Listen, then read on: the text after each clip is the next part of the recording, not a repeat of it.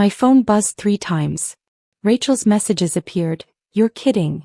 Then, wait, that's your brother? Then, this will be interesting. See you at 10. I set my phone down and took another bite of my pasta. Across the table, my brother Marcus was still talking. The CEO of TechNova Solutions personally requested this meeting, he said, adjusting his tie for the 3rd time. They don't meet with just anyone. Mom beamed at him. We're so proud, Marcus. A $4 million contract at your age. Well, I've been building real connections, Marcus said, glancing at me. Real business relationships. Not whatever it is some people do. His wife Ashley touched his arm. Honey, tell them about the preparation. Oh, right. Marcus pulled out his phone, scrolling through notes. I've been studying their company structure for weeks. The CEO, Chen, she's brilliant. Built the company from nothing to $180 million in revenue in just 6 years. Forbes 30 under 30. I need to be sharp tomorrow. I smiled politely and reached for my water glass. Dad cleared his throat. And what about you, Maya? Still doing that consulting thing? Still consulting, Dad. Yes. Consulting. Marcus laughed, not kindly. That's a generous term for what you do. What was your last project? Helping small businesses with their social media. Something like that, I replied calmly. Ashley leaned forward, her expression dripping with false concern. Maya, honey, when are you going to get a real job? You're 32. Marcus was a senior analyst at your age. I'm doing fine, Ashley. Thank you. Fine. Marcus scoffed. You live in that tiny apartment. You drive a 7-year-old Civic.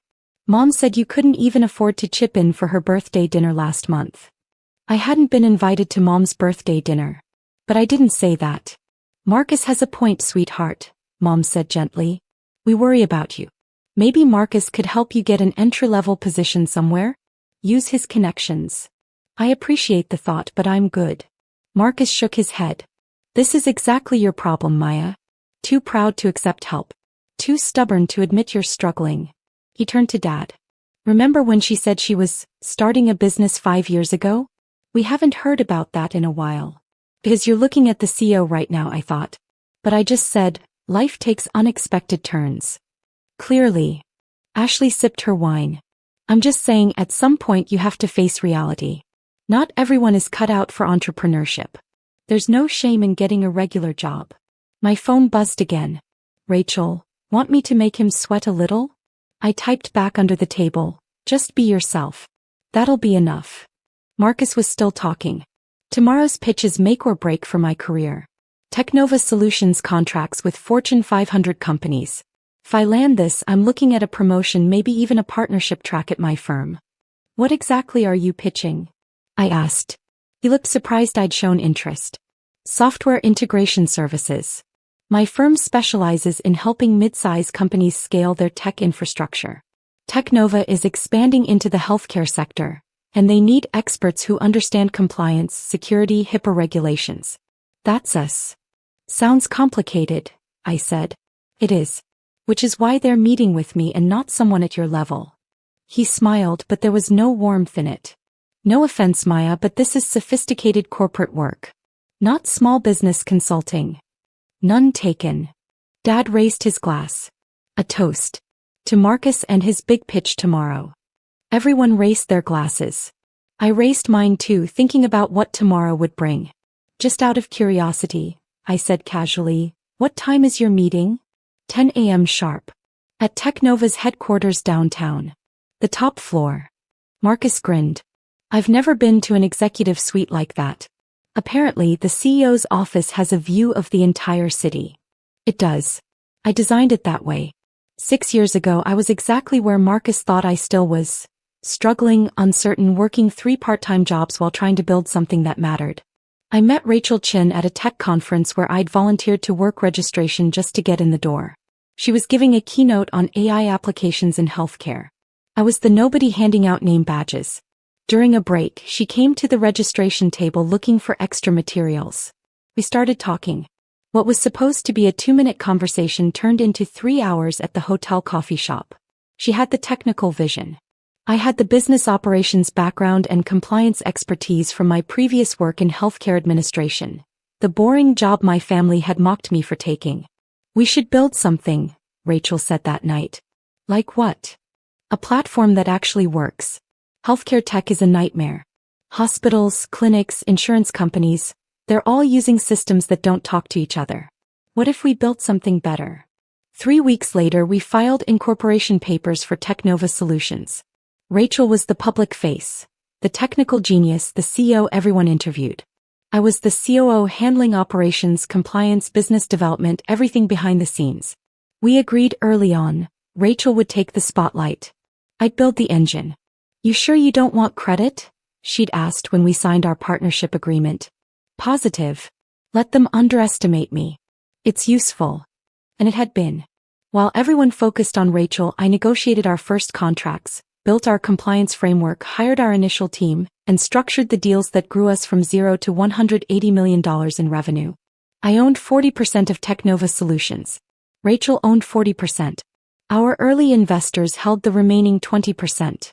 My tiny apartment was actually a penthouse condo I'd purchased with cash 3 years ago.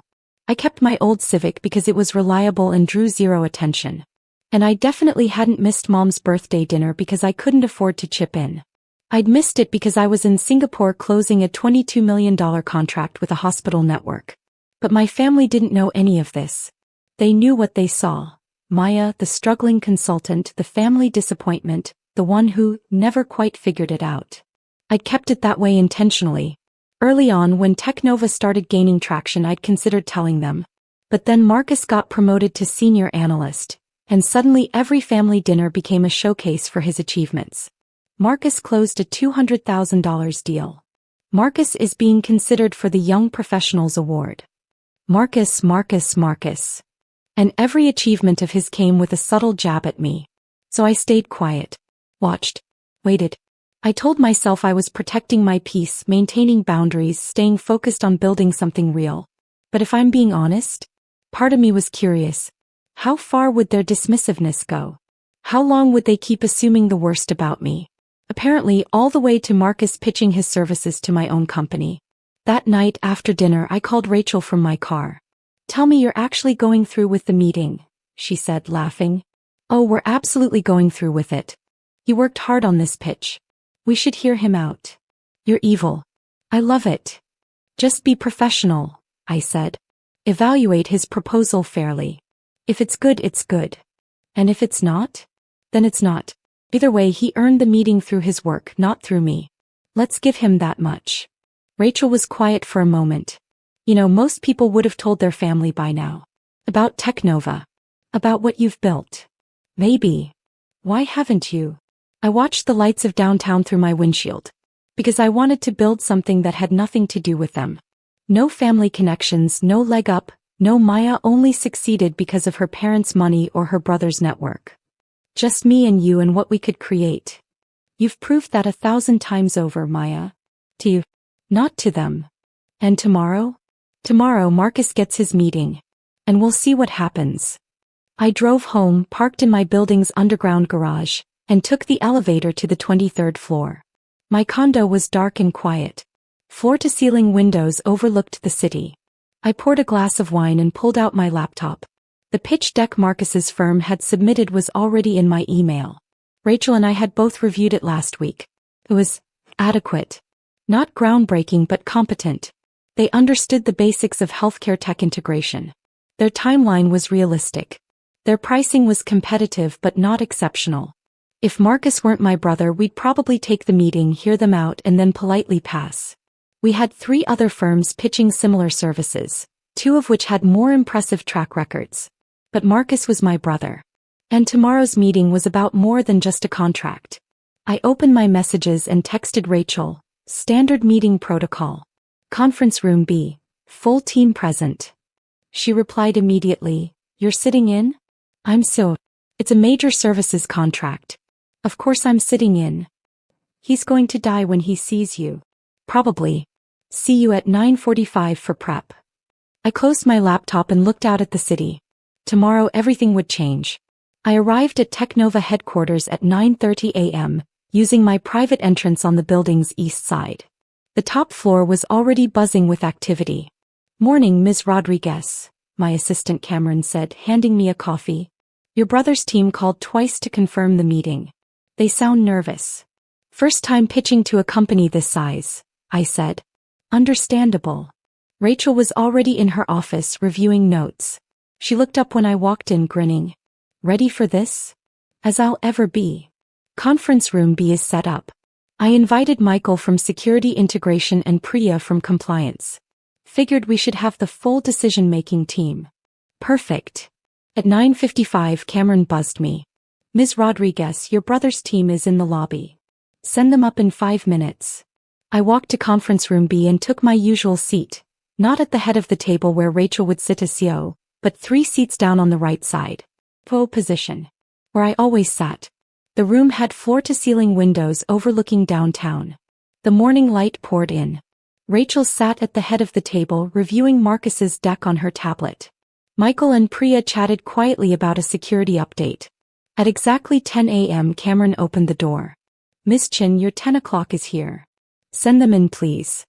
Marcus walked in first, wearing his best suit, his presentation materials in a leather portfolio. 2 colleagues from his firm followed. A senior partner named David and a technical specialist named Lauren. Marcus's eyes immediately went to Rachel. Miss Chen, thank you so much for taking this meeting. He crossed the room, hand extended. I'm Marcus Rodriguez from Sterling Solutions Group. Please call me Rachel. She shook his hand warmly. Thanks for coming in. Let me introduce our team. He gestured to Michael. Michael Torres, our Chief Security Officer. Pleasure, Marcus said, shaking his hand. And Priya Sharma, our VP of Compliance. Great to meet you, Marcus said. Then Rachel's hand moved to me. And this is Maya Rodriguez, our Chief Operating Officer and co-founder. The room went completely silent. Marcus's hand froze halfway to his next handshake. His face went through several rapid changes. Confusion, recognition, shock, disbelief. I'm sorry, he said finally. Maya Rodriguez. I smiled politely. Hi, Marcus. He looked at Rachel, then back at me. You're the COO. Co-founder, and so yes. His colleague David stepped forward, trying to smooth over the awkward moment. I apologize, I didn't realize you two were related. We didn't mention that in our preliminary materials. Because you didn't know, I said calmly. I keep my personal life private. Please sit down. I'm looking forward to your presentation. Marcus sat, but his brain was clearly still processing. His wife Ashley would have screamed. Dad would have dropped his fork. Mom would have gone pale. But Marcus was in a business meeting and years of professional training kicked in. Right? He said, pulling out his materials with shaking hands. Yes. Of course. Thank you for having us. Rachel jumped in smoothly. We've reviewed your preliminary proposal, and we're interested in hearing more about your implementation timeline and your experience with HIPAA-compliant systems. The floor is yours. Marcus opened his laptop, set up the screen share, and began his pitch. To his credit, he held it together. His voice was steady. His presentation was organized. He knew his material. But I could see it in his eyes every time he glanced my way, the recalibration happening in real time. Every assumption he'd ever made about me was being torn down and rebuilt. He talked about Sterling Solutions' track record, their team of specialists, their understanding of healthcare compliance requirements. It was a solid pitch. Not exceptional, but solid. When he finished, Rachel asked several technical questions. Michael asked about security protocols. Priya dug into their compliance methodology. I waited until the end. Marcus, I said finally, can you walk me through how you'd handle a situation where a client's existing systems are so outdated that integration isn't feasible? What's your approach to a complete rebuild scenario? He blinked, thought, then answered clearly and competently. We'd start with a full assessment, identify critical systems that need immediate replacement versus those that can be phased out, and create a migration plan that ensures zero downtime during the transition. And timeline? Depending on the scope, anywhere from 6 to 18 months. I nodded. That aligns with our expectations. Thank you. Rachel stood. We appreciate you coming in today. We're evaluating several proposals for this contract, and we'll have a decision within 2 weeks. We'll be in touch. Professional handshakes all around. David and Lauren thanked everyone and headed for the door. Marcus lingered. Maya, can we? I have a meeting in 10 minutes, I said, not unkindly. But I'll call you later. Okay. He nodded, looking lost, and followed his colleagues out. When the door closed, Priya let out a low whistle. That was the most awkward pitch meeting I've ever sat in. Was his proposal any good? Michael asked. Rachel looked at me. Maya. It was fine, I said honestly. Competent but not exceptional. We've seen better proposals from 2 of the other firms. So we're passing? We're evaluating fairly, I said. If Sterling Solutions submits the best proposal, they get the contract. If not, they don't. His connection to me doesn't change our standards either way. Rachel nodded. Fair enough. I'll send our evaluation notes to the team. I gathered my materials and headed back to my office. Through the window I could see Marcus in the lobby, his colleagues talking to him animatedly. He looked up at the building, at the floors he'd just descended from. My phone buzzed. A text from Marcus. We need to talk. I replied, I know. Tonight. I'll text you an address. I sent Marcus the address of a quiet wine bar near my condo. Neutral territory. Private enough to talk, public enough to stay civil. He was already there when I arrived at 7 p.m., sitting at a corner table, a glass of something amber in front of him. I slid into the seat across from him. TechNova Solutions, he said without preamble. You co-founded TechNova Solutions. Yes. 6 years ago. Yes. The company worth $180 million. Closer to $195 million as of last quarter, but yes. He stared at me. And you never said anything. You never asked. Asked? Maya, we're family. You're supposed to tell us these things. I signaled the bartender and ordered a glass of Pinot Noir. Then I looked at Marcus. Really looked at him. When I started TechNova, I came to Sunday dinner excited to tell everyone. Do you remember what happened? He frowned. That was 6 years ago. I don't. You laughed, I said quietly. I said I was starting a tech company and you laughed. You said, with what qualifications? You don't even know how to code. Dad said I should focus on getting a stable job. Mom said starting a business was risky and I should think about my future. Marcus shifted uncomfortably. We were trying to be realistic. You were trying to protect your ego, I replied calmly. Because if I succeeded, it would mean you weren't the only successful one in the family anymore. That's not fair. Isn't it? Marcus, do you know how many times in the past 6 years you've asked me about my work? Actually asked with genuine interest. He opened his mouth. Closed it. 0, I said. The answer is 0. Every family dinner is about you. Your promotions. Your deals. Your achievements. And every single one comes with a comment about my failure to launch. We were concerned. You were condescending. There's a difference. My wine arrived and I took a sip. So I stopped trying to share. I built my company quietly. I succeeded on my own terms. And I kept it private because it was mine. Something you couldn't diminish with your comments. Marcus rubbed his face. The things we said at dinner. The things Ashley said.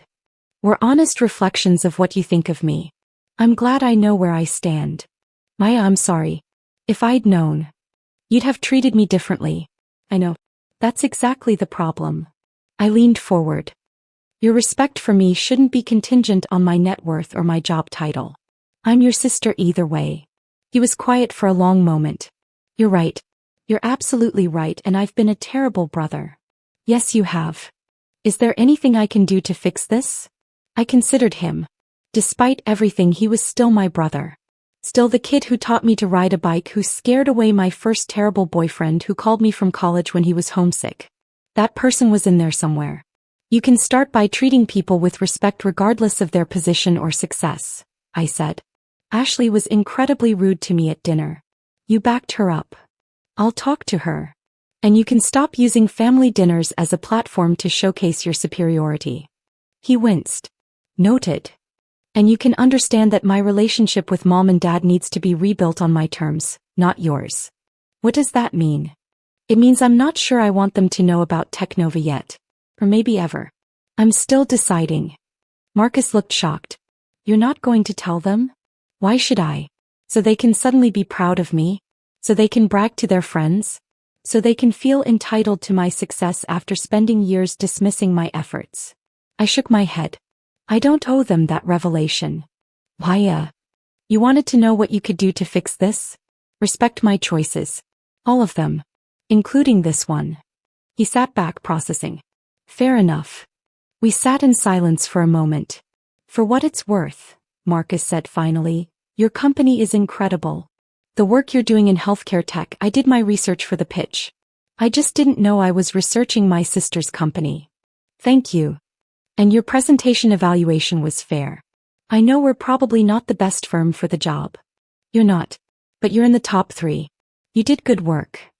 He smiled slightly. From you, that actually means something. My phone buzzed. Rachel, board meeting notes ready for your review.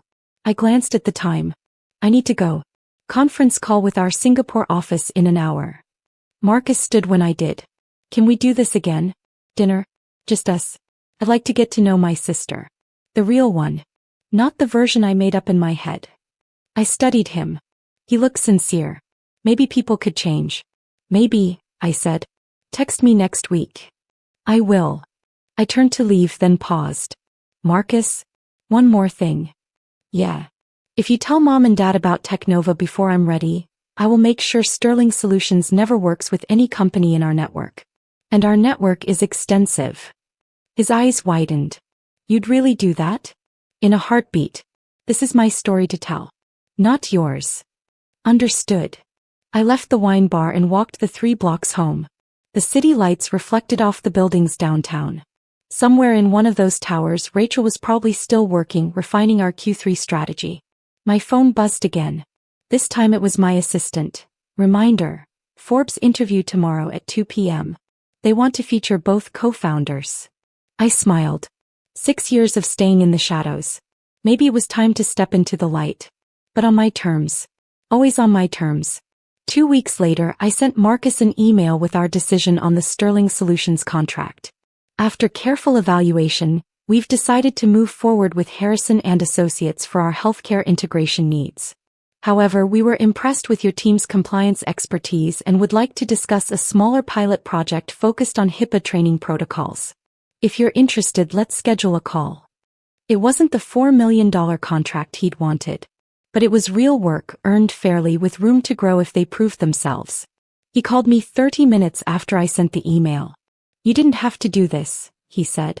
We didn't do it for you. We did it because your compliance proposal had merit. Don't waste the opportunity. I won't.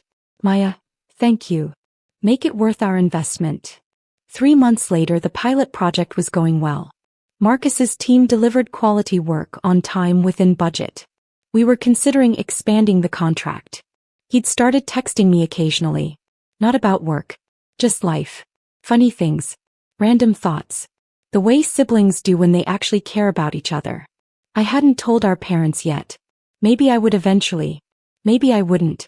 But I'd stopped going to family dinners where I had to perform the role of disappointment while Marcus performed success. Instead, I had dinner with Rachel once a week, celebrating our company's growth. I had drinks with my actual friends, the ones who'd supported me from the beginning. I hosted my team for quarterly celebrations in my tiny apartment that could fit 40 people comfortably. I built a life that didn't require my family's validation. And the freedom in that was worth more than any contract. 6 months after the pitch meeting, Forbes published their feature, The Quiet Powerhouse.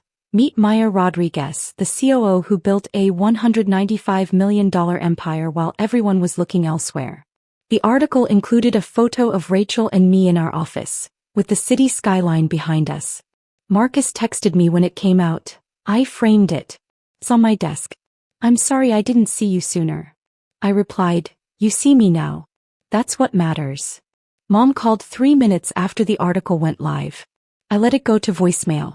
Then I turned off my phone, poured myself a glass of wine, and stood at my floor-to-ceiling windows, looking out at the city I'd conquered quietly, methodically, without needing anyone's permission or approval. Tomorrow Rachel and I had a meeting with a hospital network in Boston. $31 million contract. The biggest deal we'd ever pursued. But tonight I just stood there in my home, in my life, in my success. And I smiled. Because I'd built something real. Something that had nothing to do with family expectations or sibling rivalry or proving anyone wrong. I'd built it for me. And that made all the difference.